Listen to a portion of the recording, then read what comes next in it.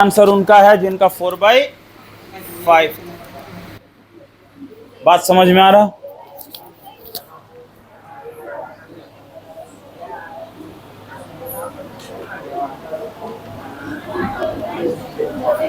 हाँ देखो बाबू, अब बहुत इंपॉर्टेंट टॉपिक हम लोग शुरू करने जा रहे हैं जिसका नाम है व्हीटस्टोन ब्रिज प्रिंसिपल। बता दें आपका ये Wheatstone bridge principle last topic है चैप्टर का। ये 5 मार्क्स में आएगा, लॉन्ग रेंज में 5 मार्क्स में पूछा जाता है। वेरी वेरी इंपॉर्टेंट टॉपिक है, ठीक है। ये लॉन्ग रेंज में पूछा जाता है 5 मार्क्स में, व्हीटस्टोन ब्रिज प्रिंसिपल। समझ में आ रहा बात? तो Wheatstone bridge principle Kirchhoff's voltage law का एप्लीकेशन है। किसका एप्लीकेशन है? केवीएल का, मतलब क्रिचॉफ्स लॉ का एप्लीकेशन। तो केवीएल का जो एप्लीकेशन है वो व्हीटस्टोन ब्रिज प्रिंसिपल है। तो जो व्हीटस्टोन ब्रिज प्रिंसिपल है ये पूरी तरह से केवीएल पर बेस्ड है। एकदम बिल्कुल ध्यान से समझना इसको। देखो ये 5 मार्क्स में पूछा जाता और आपको पूरा का पूरा समझ में आएगा अगर क्लास ध्यान देंगे तो। बातचीत करेंगे तो अलग बात है, ठीक है। तो व्हीटस्टोन ब्रिज प्रिंसिपल क्या, ये हम लोग जरा डिस्कस कर ले। समझ में आ रहा बात? तो व्हीटस्टोन ब्रिज प्रिंसिपल होता क्या है ये हम लोग देखते क्या होता है। ये हो गया लिखा हुआ ना, इसको मिटा देते हैं फिर आप बात करते हैं। लिखिए,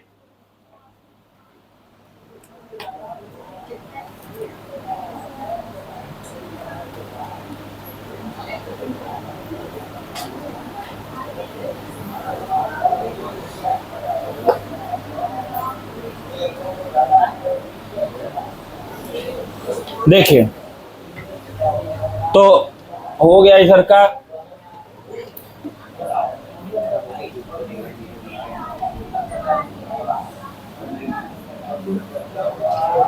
तो हम बात करें, it is an arrangement of 4 resistance used to determine one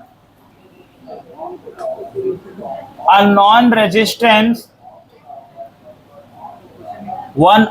resistance accurately if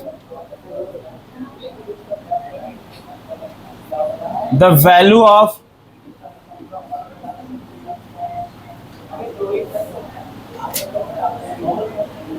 three resistance are known। देखिए सबसे पहली बात कि व्हीटस्टोन ब्रिज एक व्यवस्था है, 4 रेजिस्टेंस का व्यवस्था, 4 रेजिस्टेंस। जो व्हीटस्टोन ब्रिज है वो 4 रेजिस्टेंस का एक अरेंजमेंट है। Use to determine one unknown resistance, जो एक अननोन रेजिस्टेंस है उसका वैल्यू फाइंड करने के लिए यूज किया जाता है। मतलब 4 रेजिस्टेंस है जिसमें एक अननोन है और 3 ठो नॉन है, यानी 3 रेजिस्टेंस का वैल्यू पता है, 3 रेजिस्टेंस का वैल्यू पता है, एक का पता करना एक्यूरेटली। इसी व्हीटस्टोन के बाद एक टॉपिक है मीटर ब्रिज, जो इससे प्रैक्टिकली होता। वो स्कूल में कॉलेज में प्रैक्टिकल करवाना चाहिए, अब लोग करवाते नहीं, करवाते अलग बात है। वो मीटर ब्रिज लास्ट ईयर, पिछले 2 साल के पहले तक बोर्ड में पढ़ना था, अभी वो हटा दिया गया। मीटर ब्रिज अभी नहीं है सिलेबस में, है ना, लेकिन ये है। तो व्हीटस्टोन ब्रिज क्या है? अरेंजमेंट है 4 रेजिस्टेंस का, use to determine one unknown resistance accurately. 4 का व्यवस्था जिसमें 3 का वैल्यू दिया हुआ और 1 का वैल्यू फाइंड करना है, ऐसा। समझ में आ रहा बात? क्या बोले, व्हीटस्टोन ब्रिज क्या है, किसका अरेंजमेंट है? 4 रेजिस्टेंस का, जिसमें क्या है, 3 का वैल्यू पता हो और 1 का वैल्यू क्या है। अब देखते हैं कैसा व्यवस्था होता है। पहले इसमें पैराग्राफ चेंज करके लिखते हैं। लिखिए, देखिए, ए व्हीटस्टोन ब्रिज कंसिस्ट ऑफ। अच्छा, ये व्हीटस्टोन ब्रिज का मतलब समझ में आ रहा है? व्हीट का मतलब क्या होता है? व्हीट का मतलब क्या? गेहूं। स्टोन का मतलब पत्थर, और ब्रिज का मतलब पुल। पुल पे चढ़ के गेहूं पिसाई होगा, काहे चक्की नहीं मोहल्ला में है? अरे भाई ये नाम है उसका इतना बड़ा, व्हीटस्टोन ब्रिज। उसका पूरा नाम है चार्ल्स एस व्हीटस्टोन ब्रिज। 1843 में उसने एक लॉ दिया, इसलिए उसके नाम से बोलते हैं व्हीटस्टोन ब्रिज प्रिंसिपल। यह गेहूं पत्थर वाला कोई बात नहीं समझना, समझ में आ रहा था? ठीक है, तो ये ऐसे Wheatstone bridge consist of 4 resistance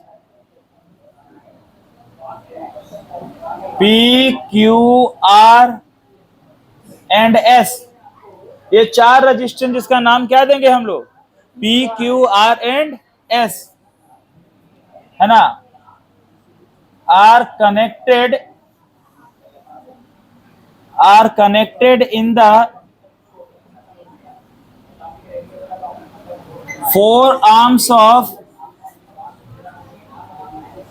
a quadrilateral, 4 arms of a quadrilateral PQRS। नहीं, क्वाड्रिलेटरल का नाम दे दो ABCD। वो वाला पंखा बंद कर दीजिए, अब तो आवाज बहुत आ रहा है। वो वाला बंद कर दिए, साउंड बहुत आ रहा है।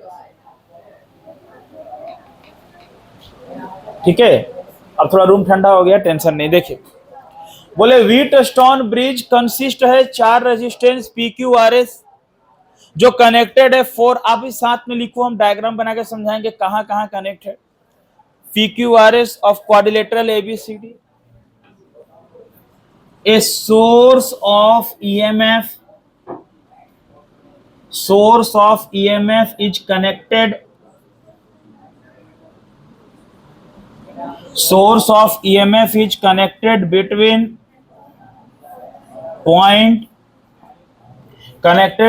point A and C, and a galvanometer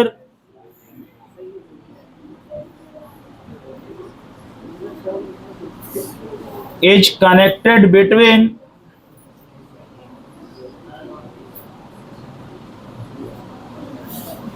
point B and D। अब आपको डायग्राम में दिखाते हैं कहां गैल्वेनोमीटर है। तो बोले ना, व्हीटस्टोन ब्रिज में 4 रेजिस्टेंस है PQRS, और ये ना 5 मार्क्स में पूरा डिराइव करना पड़ता। ठीक है, PQRS 4 रेजिस्टेंस है जो कनेक्टेड है 4 arms of quadrilateral ABCD। Quadrilateral समझ रहे ना, चतुर्भुज। ABCD की चारों भुजाओं में 4 रेजिस्टेंस को जोड़ा गया है। सोर्स ऑफ EMF का सोर्स कौन है? अरे EMF का सोर्स कौन है? बैटरी। इसको ऐसे लिख सकते थे, बैटरी जोड़ा गया है। थोड़ा इसको स्टैंडर्ड तरीके से लिखे, सोर्स ऑफ EMF। तो source of EMF is battery. Battery को जोड़े किस पॉइंट में? A और C के बीच में। अच्छा, गैल्वेनोमीटर को कहां जोड़े हैं? B और D। ये गैल्वेनोमीटर क्या है देखो, समझा रहे हैं क्या है। जैसे बाबू अभी चैप्टर 3 खत्म हो रहा है, वैसे चैप्टर 4 खत्म होगा। तो चैप्टर 4 का सबसे लास्ट टॉपिक है मूविंग कॉइल गैल्वेनोमीटर। क्या है मूविंग कॉइल? वो गैल्वेनोमीटर क्या होता है ना, गैल्वेनोमीटर एक डिवाइस है जो स्मॉल अमाउंट में करंट का डिटेक्शन करता है। लार्ज नहीं, स्मॉल अमाउंट में करंट का डिटेक्शन करता है। यानी कहीं करंट का वैल्यू कितना ज्यादा है वो बताने का काम गैल्वेनोमीटर करता है। लार्ज अमाउंट में करंट होगा, उसके लिए एमीटर। तो उस चैप्टर में एमीटर भी पढ़ना, वोल्टमीटर भी पढ़ना चैप्टर 4 में, और गैल्वेनोमीटर भी पढ़ना। तो गैल्वेनोमीटर एक ऐसा डिवाइस है जो करंट का डिटेक्शन बताएगा। मिस्त्री लोग उसको शॉर्ट में मीटर बोलते हैं। देखिए, सर्कल जैसा एक होता है इस तरह का, उसमें 2 वायर निकला होता है। कहीं चेक करना हो तो दोनों वायर कैसे टच करते हैं, कहीं बॉडी में करंट आ रहा तो उसका मीटर में पॉइंटर होता जो डिफ्लेक्शन बताएगा। तो डिफ्लेक्शन से पता चलता है कि वहां करंट है कि नहीं। ये आप देख सकते हैं, है ना, ये अवेलेबल है। स्कूल कॉलेज वाले को चाहिए कि प्रैक्टिकल कराएं, बच्चों को गैल्वेनोमीटर दिखाएं, सारा कुछ प्रैक्टिकल करवाएं, क्योंकि गवर्नमेंट की तरफ से बहुत अच्छा खासा उसके लिए पैसा आता है। लेकिन अब कौन कराते नहीं कराते वो अलग चर्चा का विषय है। देखिए, तो गैल्वेनोमीटर क्या है? गैल्वेनोमीटर एक ऐसा डिवाइस है जो स्मॉल अमाउंट में करंट का डिटेक्शन करेगा। तो चलिए, मेरे पास ये कुछ पॉइंट्स है, लिख लिए यहां तक। फिर एक बार बता दे, व्हीटस्टोन ब्रिज क्या है? 4 रेजिस्टेंस का अरेंजमेंट। क्या करना है, एक का वैल्यू निकालना और 3 का वैल्यू दिया हुआ, और ये सब व्यवस्था है। देखो डायग्राम देखो,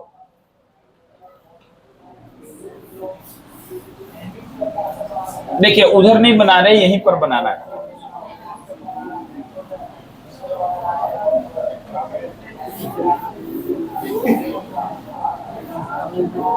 देखो बाबू, ये देखो, ये 4 रेजिस्टेंस ऐसे है, पी क्यू आर एस, देखो ऐसे, इसमें एक है पी,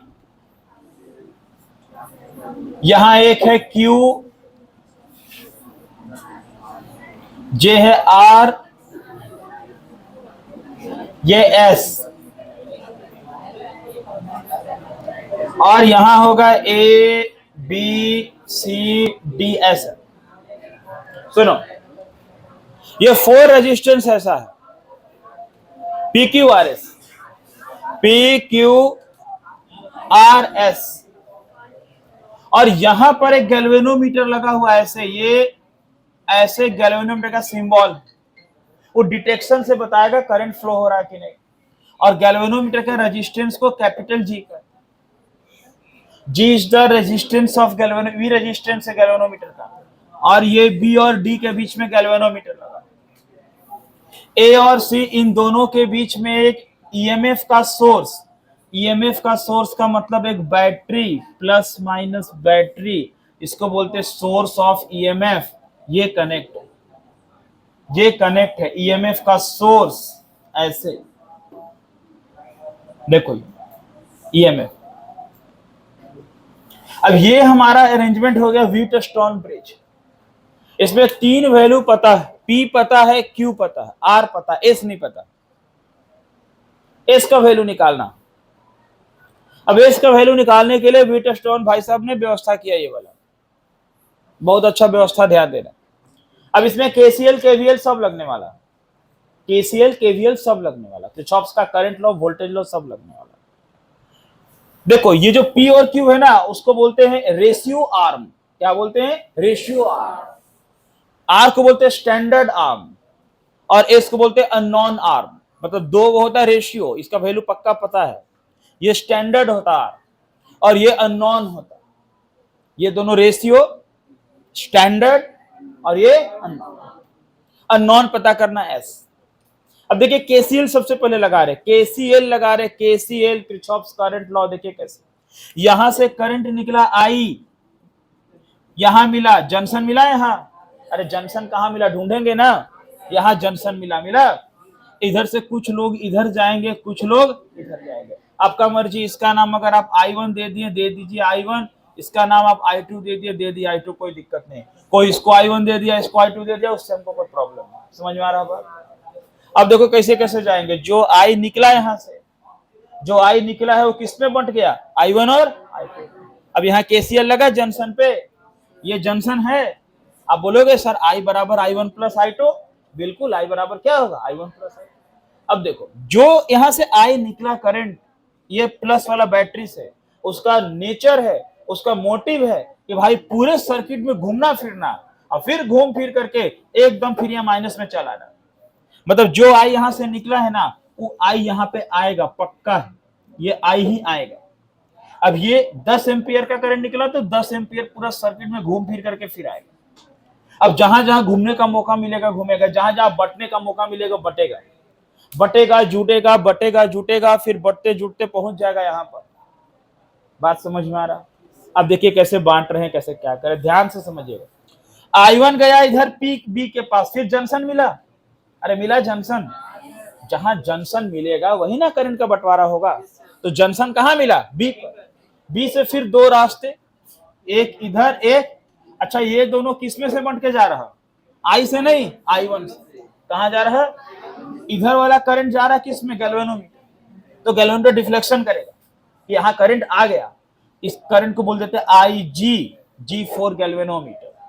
हम बोलते हैं गैल्वेनोमीटर का करंट है IG, कौन है, अच्छा IG किसमें से निकला, तो ये वाला बच गया I1 माइनस IG। कोई समस्या, I1 से IG निकल गया इधर, तो यहां क्या बच गया, I1 माइनस।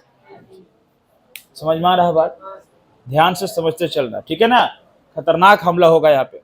तो I1 माइनस IG, अब I1 माइनस IG कहां जा रहा है? C के ऊपर में।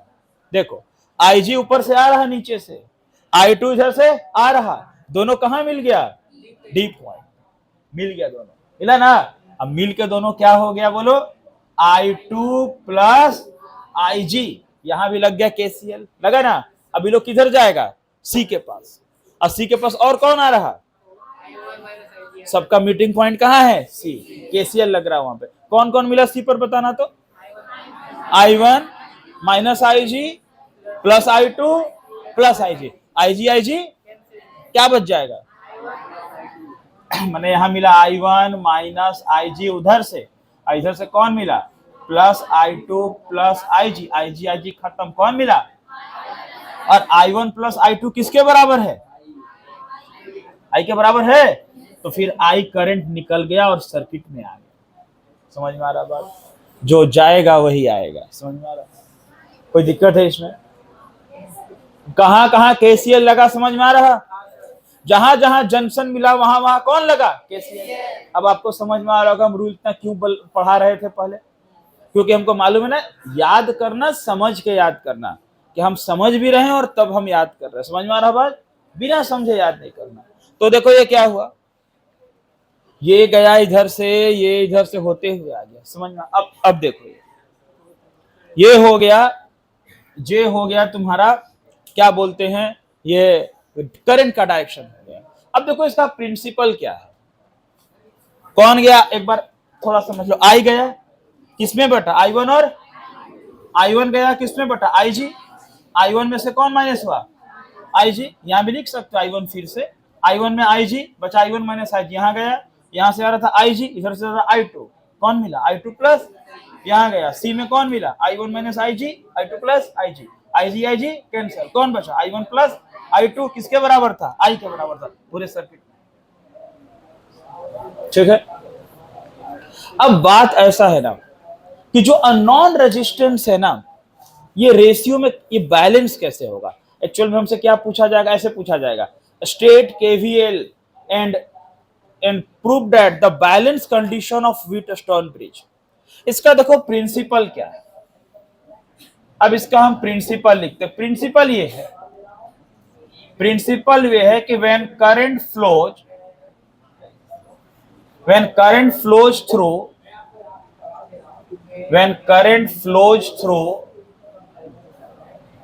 through the सर्किट में करंट फ्लो करेगा, है ना।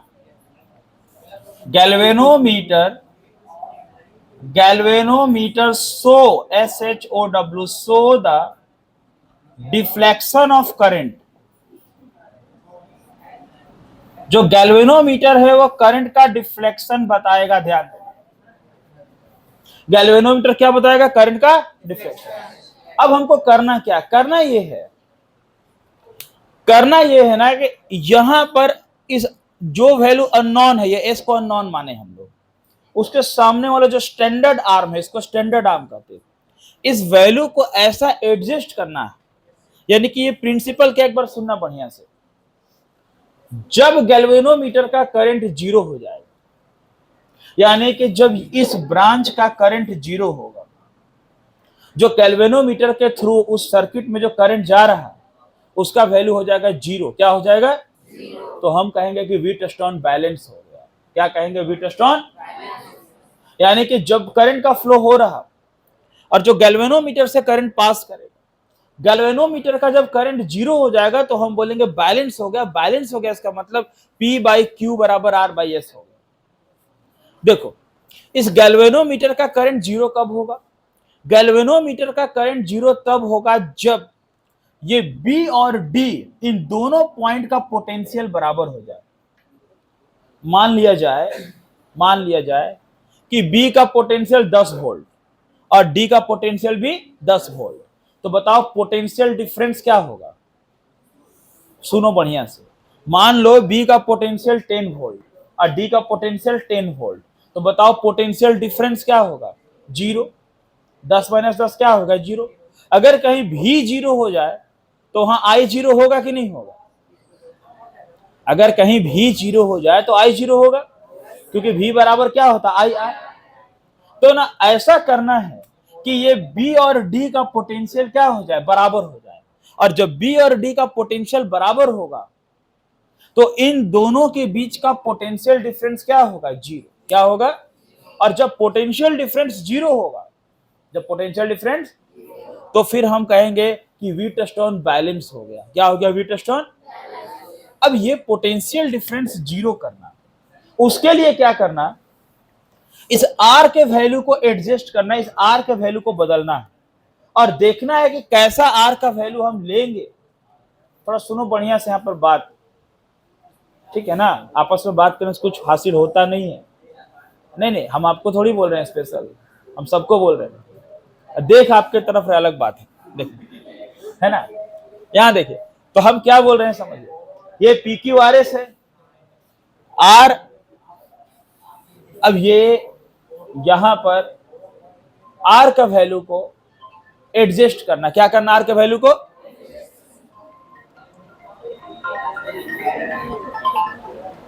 देखो आर के वैल्यू को एडजस्ट करना। अब आप बोलोगे सर, सुनो बात बढ़िया से, सर ये आर के वैल्यू को एडजस्ट कैसे करें। देखो ये इसको करने के लिए आपको प्रैक्टिकल रूम में जाना पड़ेगा, लैब में। हाँ, लैब में इसका प्रैक्टिकली बहुत अच्छा होता है मीटर ब्रिज का, और प्रैक्टिकल में बताया जाता है कि देखो गैल्वेनोमीटर का करंट अब जीरो हो गया। ये पूरी तरह से प्रैक्टिकल बात है ना। सीबीएसई स्कूल में ये प्रैक्टिकल होता है, और जहां नहीं होता वहां जरूर करवाना चाहिए, है ना। स्टेट बोर्ड में होता नहीं होता पता नहीं, लेकिन ये प्रैक्टिकल है कि यहां पर ना एक रेजिस्टेंस बॉक्स होता है, और उस रेजिस्टेंस बॉक्स में आर का वैल्यू को बदला जाता है, और ऐसा बदला जाता है कि इन दोनों पॉइंट का पोटेंशियल बराबर हो जाए।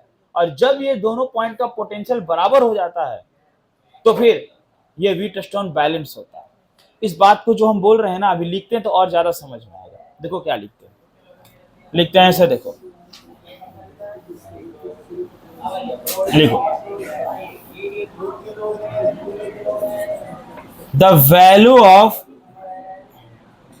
resistance R, capital R is adjusted so that, देखो, so that no current flows through galvanometer, है ना। देखो at this stage Wheatstone is said to be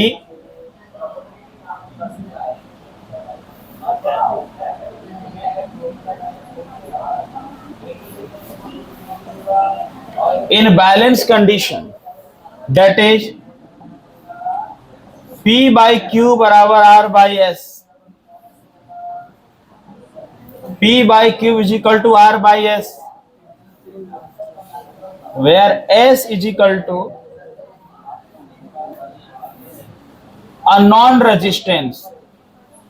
अब ध्यान से समझना है, देखो जी, हम ये बोले कि रेजिस्टेंस आर के वैल्यू को ऐसा एडजस्ट करेंगे कि गैल्वेनोमीटर से कोई भी करंट फ्लो नहीं करे। याद रखना, इसका यही प्रिंसिपल है कि जब गैल्वेनोमीटर से करंट का फ्लो नहीं होगा तो ये व्यवस्था बैलेंस होगा। बैलेंस में ऐसा होगा कि P बाई क्यू बराबर R बाई एस। एक बात बताओ, आपको कोई ऐसा बोल दे कि 4 रेजिस्टेंस है और P क्यू R का वैल्यू पता है, P क्यू R का वैल्यू, और फॉर्मूला है P बाई क्यू बराबर R बाई एस, तो बोलो क्रॉस मल्टीप्लाई करके एस नहीं निकाल लोगे बड़ा इजीली। बोल देना कि ये 5 और 10 ये 15, एस नहीं पता तो क्रॉस मल्टीप्लाई करके एस निकल गया। तो ये बैलेंस कब होगा, जब गैल्वेनोमीटर का करंट क्या होगा, जीरो होगा। यही प्रिंसिपल है इसका, कि जब गैल्वेनोमीटर का करंट जीरो हो जाए तो व्हीटस्टोन ब्रिज बैलेंस होगा। मतलब P बाई क्यू किसके बराबर होगा, R बाई एस के बराबर। क्या होगा, P बाई क्यू किसके बराबर होगा, R बाई। अब P by Q R by S का बराबर तब होगा जब गैल्वेनोमीटर का करंट क्या हो जाए, जीरो हो जाए। अच्छा जीरो कब होगा बोले ना, जब दोनों का पोटेंशियल क्या हो जाएगा, बराबर। अब इसको प्रूफ करते हैं, आपको पूरा प्रूफ तक करना है, तो इसको नोट करिए, प्रूफ करते, लिखिए जल्दी से।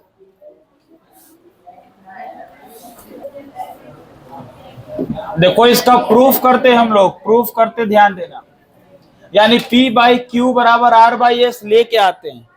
अब आप बताते रहना, प्रूफ हो जाएगा, मतलब आप लोग बताओगे हो जाएगा, जितना आपको पढ़ाएं एकदम। आज इसको आज ही प्रिपेयर कर लोगे ना तो तुम्हारा एकदम 100% क्लियर हो गया। देखिए प्रूफ करते इसको।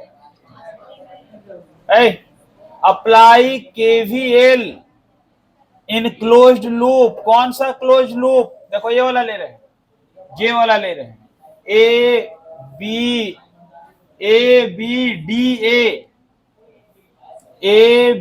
डी ए, बताओ ए बी डी ए दिखाई दिया, ए बी डी ए दिख रहा है ये।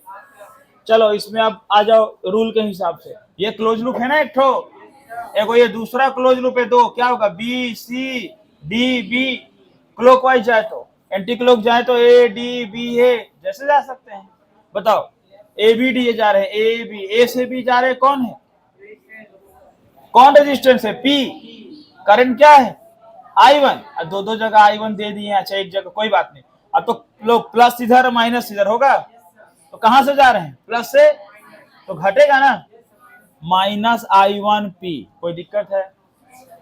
फिर बोलो क्या आ रहे हैं, बी से डी, ये कौन है, IG, और ये कौन है, गैलन का रेजिस्टेंस G। फिर हम आ रहे हैं प्लस से माइनस, अरे यहाँ रेजिस्टेंस होता, यहाँ ऐसे रेजिस्टेंस होता तो प्लस से माइनस आते, और जब प्लस से माइनस आते तो डिक्रीज होता, रूल पता है, नहीं पता होगा तो इसके पहले वाले लेक्चर को देखना है। तो यहां से यहां जा रहा तो क्या हुआ, घटेगा, -IgG, है ना। फिर बोलो डी से किधर आएंगे, अब की बार क्या है, करंट उधर से आ रहा, और हम जा रहे हैं डी से, तो इधर प्लस, इधर हम जा रहे हैं माइनस से, तो प्लस I2R बराबर 0, समीकरण 1। समझ में आ रहा बात, ये यही रूल लगा रहे हैं जो KVL में पढ़े हैं, बिना KVL का पढ़े रूल नहीं लगा सकते हैं। अब देखिए कोई दिक्कत है इसमें, देखो बहुत लोग इसको ना ऐसे बोल देता, देखो एंटी क्लॉक जाएगा माइनस लेना, क्लॉक जाएगा प्लस लेना, फंस जाएंगे उसमें, एंटी क्लॉक क्लॉक में फंस जाएंगे। ये समझो करंट का डायरेक्शन से बात जा रहे हैं, ठीक है। फिर देखो again apply KVL in closed loop. कौन सा loop, B C D B, बोलो जी, बी से सी, विद्यार्थी बताएगा, बी से सी जा रहे हैं, बी से सी में करंट किधर जा रहा, इधर से इधर, यानी प्लस से क्या होगा, माइनस होगा, तो लिखेंगे माइनस क्यू के साथ कौन, I1 माइनस IG। अरे बस समझ में। फिर बोलो सी से कहां आ रहे हैं, सी से डी आ रहे हैं, करंट किधर जा रहा, अरे हम सी से डी आ रहे हैं, करंट किधर से जा रहा है, डी से सी, तो प्लस किधर है, इधर, और माइनस किधर है, हम किधर आ रहे हैं, माइनस से, तो माइनस मतलब इधर जा रहा है, ये प्लस ये माइनस, हम आ रहे हैं माइनस से प्लस, बढ़ेगा ना, तो प्लस एस के साथ कौन होगा, I2 प्लस कौन होगा, IG। फिर बोलो कहां से कहां जा रहे हैं, डी से बी, करंट आ रहा उधर से, हम जा रहे हैं इधर, यानी उधर प्लस इधर माइनस, हम जा रहे हैं माइनस से, फिर क्या हो गया, प्लस IgG बराबर क्या हुआ, 0। इक्वेशन 2। कोई समस्या, अब देखो समस्या तो प्रूफ कैसे इजी होता, ध्यान देना। बोलते हैं फॉर बैलेंस कंडीशन, कि भाई बैलेंस तभी होगा कंडीशन, बैलेंस कंडीशन में IG होता है 0। बैलेंस तभी होगा जब गैल्वेनोमीटर का करंट क्या होगा। अब फिर से दोनों समीकरण में आते हैं और जहां जहां गैल्वेनोमीटर है उसका वैल्यू को 0 लिखते जाते हैं। अब देखिए बोलते फ्रॉम इक्वेशन 1, ये 5 नंबर ऐसे नहीं मिलता, पूरा प्रूफ करना पड़ता है भाई। फ्रॉम इक्वेशन 1 आए 1 यहाँ पे, बोलो 1 में 0 कहां होगा, IG 0 होगा, कौन बच जाएगा, अरे कौन बच जाएगा, -I1P, ये वाला 0 हो गया, प्लस क्या हो गया I2R बराबर क्या हुआ, बोलो I2R बराबर, ये माइनस I1P को ले गए प्लस I1, कोई दिक्कत है, बोलो I1 बाई I2 कर लेते हैं, क्या होगा R बाई क्या हो जाएगा P, इसको इक्वेशन 3 कर। अब आपका मर्जी, आप I1 बाई I2 करो या आप I2 बाई I1 करो, उससे दिक्कत नहीं। और बट्टा में कैसे होगा नहीं समझ में आया तो क्रॉस मल्टीप्लाई कर, I1 के साथ देखो P I1P, I2 के साथ R I2R, क्लियर हो गया। फ्रॉम इक्वेशन कौन होगा, अब कौन होगा, फ्रॉम इक्वेशन 2, ये वाला को यही लिखना था, जगह हम बचाए नहीं, कोई बात नहीं, यहां समझ में आ रहा बगल में ना, फ्रॉम इक्वेशन 2 बताओ, बोलो इक्वेशन 2 दिखाई दे रहा, कहां दिखाई दे रहा, दे रहा ना, देखो नहीं दिखाई दे रहा, क्या बात कर रहे हो, देखो तो इक्वेशन 2 है ना, नहीं यहां यही है, कौन जीरो होगा, IG जीरो, कौन बच गया माइनस क्यू के साथ कौन बचा I1, माइनस क्यू I1, कोई प्रॉब्लम है, ये IG क्या है जीरो, कौन बच गया I2 के साथ कौन बचा S प्लस I2S, और ये IG के साथ G, ये भी क्या हो गया जीरो, बराबर क्या हो गया G, बोलो क्या लिख सकते हैं इसको, I2S बराबर क्या हुआ I1, ये माइनस जाके उधर प्लस हो गया, फिर कर लो I1 बाई I2,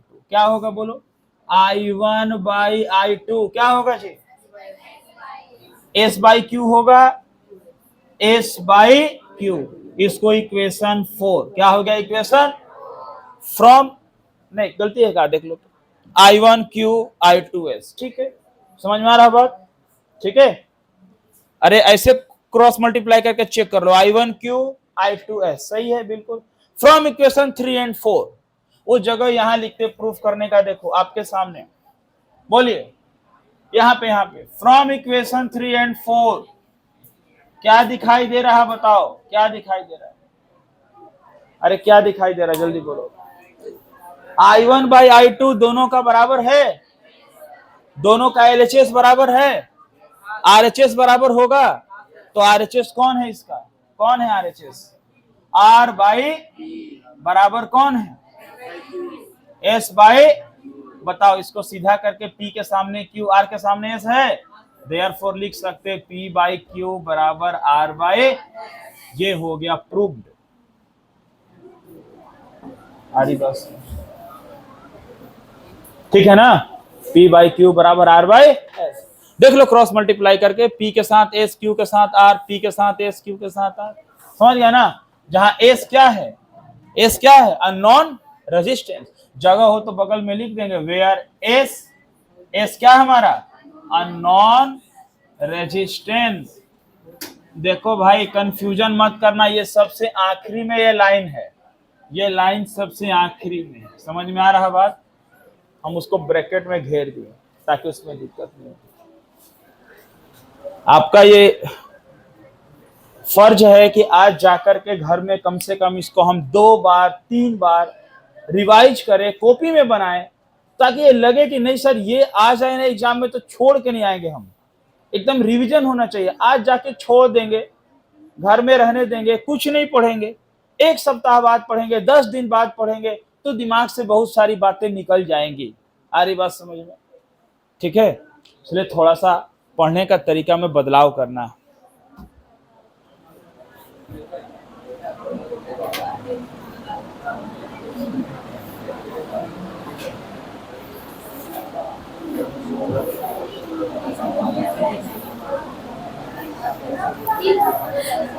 हाँ हम साइड हो जा रहे हैं, थोड़ा सा हम बता दे रहे हैं, ये अगर वीडियो यूट्यूब पर गया और यूट्यूब पर जो लोग देखेंगे वो बता दें कि ऑफलाइन क्लासेस सबसे बेस्ट होता है, और हमारा ऑफलाइन क्लासेस चलता है, जिसको ऑफलाइन क्लास करना वो ऑफलाइन क्लास आकर के करे, है ना, ऑफलाइन क्लास में बहुत कुछ समझ में आएगा, और बाकी जो ऑफलाइन नहीं कर सकते इस वीडियो से पढ़ेंगे तो व्हीटस्टोन ब्रिज को जरूर अच्छे से कर लीजिएगा, ये आपके एग्जामिनेशन में आता, अगले क्लास इस पर हम न्यूमेरिकल्स बताएंगे और चैप्टर 4 शुरू करेंगे, हाँ चैप्टर 4 स्टार्ट होगा।